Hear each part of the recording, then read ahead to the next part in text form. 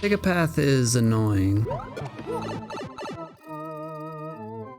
It's especially rough when it's used in combination with somewhat difficult tricks and other silly additions to levels. Unless you have some knowledge of which path is right, you just have to get there again enough times to find the path by trial and error. This adds repetitiveness, and at least, according to my opinion, wastes players' time. But how much time does it waste? And how does it add difficulty to the level? In this video, I'll be taking a look at a semi-difficult speedrun with plenty of pick a path embedded. I used a level viewer to find the solution for my playthrough, but what if I didn't? This level is a bit of a maze. I won't walk you through the viewer in this video because it's not particularly fun to look at. Instead, I'll talk about each of the sections as we go through them. Without prior knowledge, a lot of it looks like a standard speedrun you'd find pretty often in Expert or Super Expert. There's a few tricky jumps, nothing crazy. It starts to feel like a maze pretty early. For example, there's a section gated by on-offs in the top left here.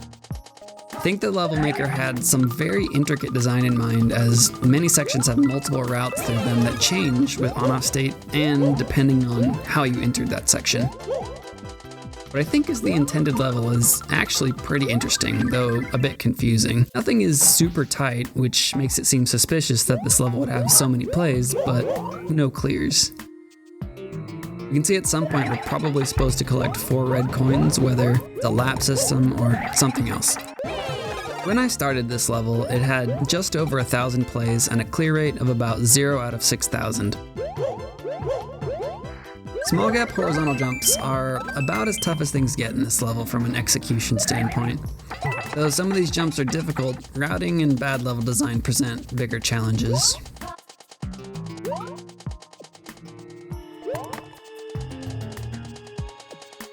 In particular, I died most to jumping over this beetle.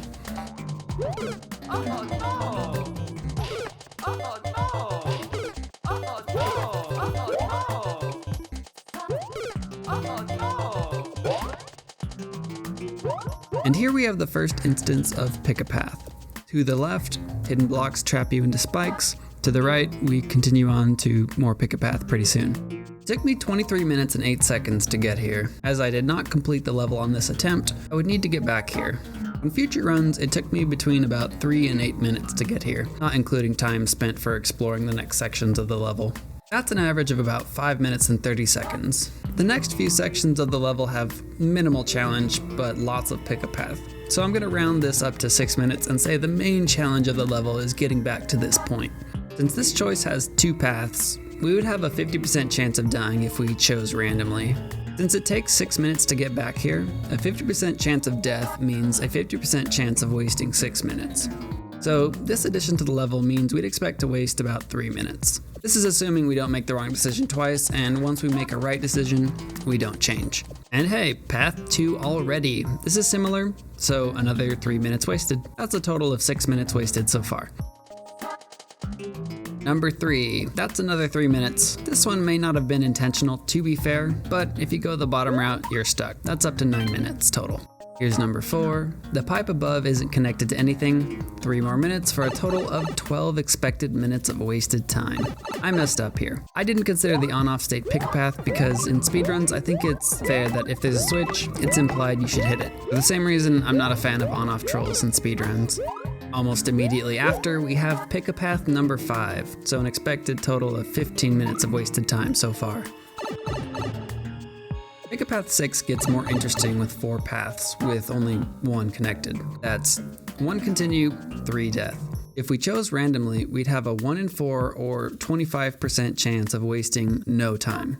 If we choose incorrectly, we choose again 6 minutes later. However, this time we can rule out 1 option. To get it right on the second guess, we have to get it wrong once, then get it right. That's 75% times 33%, which works out to 25%. If we got it wrong again, we'd have 2 more choices and 12 minutes wasted. Getting it right on the third guess means getting it wrong twice, then guessing right between the remaining 2. So 75% times 66% times 50%, which is 25%. If we were unfortunate enough to get it wrong yet again, we know which answer is correct, and we'll have wasted 18 minutes. So how much time do we expect to waste here? Take a weighted average and find we'd waste 9 minutes here. Add that to our previous total of 15 minutes, and we're at a total expected 24 minutes. of wasted time in this level so far, but the solution is top right.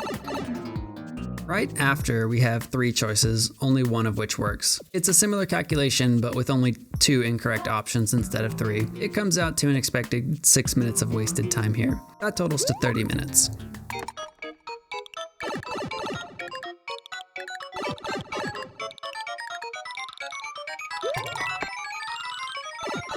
I could see this being argued as pick a path, since the differing on-off state may give us a new section in the other pipe to our right, but I don't think we actually have a way to enter it. In theory, you could have remembered that. This created my indecision and waste of the P-switch timer, but I'll consider it fair difficulty and give the level creator the benefit of the doubt. This last one is the meanest in my opinion. The jumps aren't excessively difficult, but you do have to pay attention. There are 2 paths in this room. Do you see them? It's a 50-50 from a pick-a-path standpoint, or another 3 minutes wasted. But how many players didn't even realize they were making a choice here? With an overly generous assumption that everyone knew, that's a total of 33 minutes wasted. This is assuming that players didn't miss these jumps additional times due to choosing the incorrect path. Even worse, the incorrect path here isn't immediately obviously wrong, as in theory I believe it connects to the end, but I don't think it would do so in time.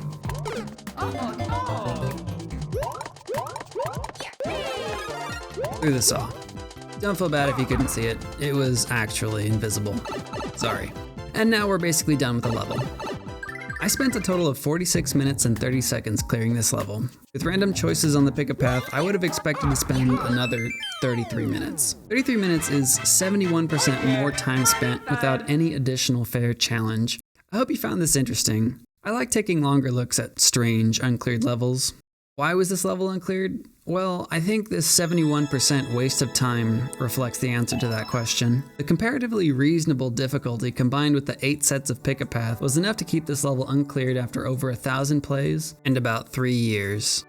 Thanks for watching. Take care. Have a great rest of your day.